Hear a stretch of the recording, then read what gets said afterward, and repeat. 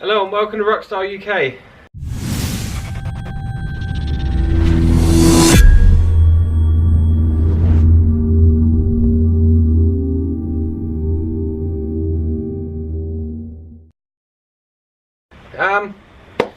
In this episode, I've got a little red Honda Zuma, or Ruckus, whatever you want to call it.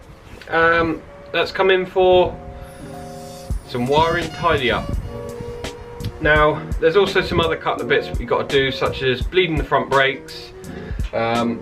We've got to tidy up the rear part of the wiring. We've got an absolute mess of wiring in the battery box. So I'm going to tidy that up, re-sleeve some stuff. We've got a COSO speedometer to fit. We've also got left-hand control switches to fit on as well. I think that's it. So let's get to it. Right, so as you can see, there's a whole mismatch of crappy wiring in here that I've got to sort out. These little switches here, which is for the rear brake.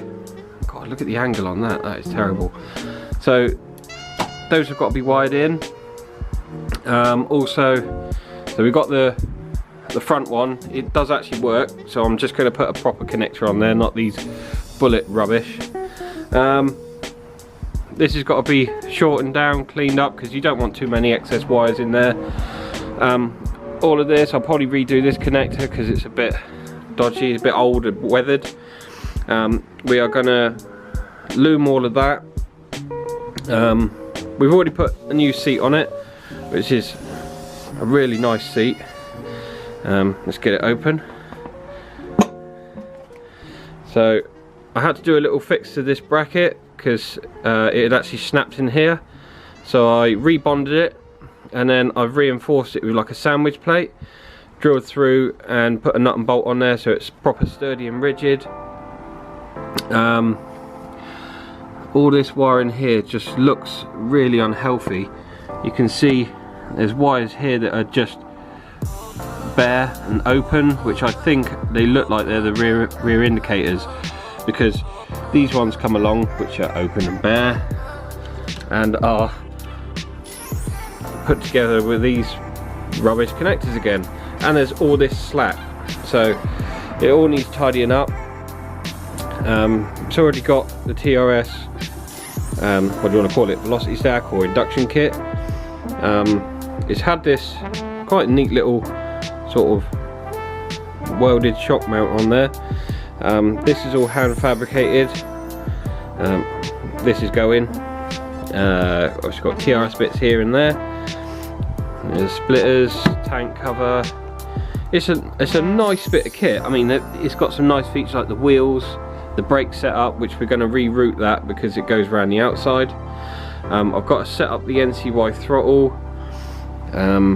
What else we got? TRS mount on the back, and then quite a nice paint job on the wheels.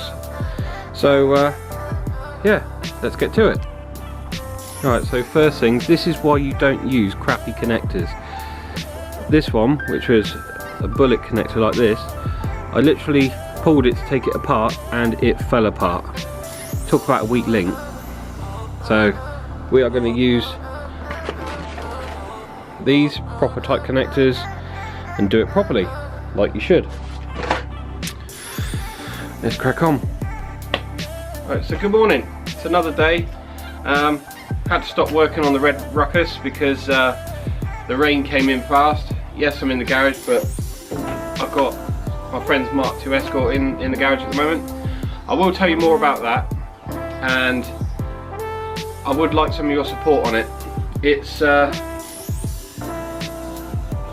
video for another day, I think, so I'll let you know all about that one. So let's get back to the red Ruckus. I've done some bits on it, some wiring tidy up. I've started fitting things like the COSO gauge, the TRS left-hand switches, and I've done a little bit of looming up, so I'll show you what I've done. Right, so I don't know if you can remember the bullet connectors that were coming off the ECU. they've now gone. This wire that was extremely long, I think I cut out about half a metre of wire out and loomed it back into here with a nice new connector. We've mounted the COSO gauge.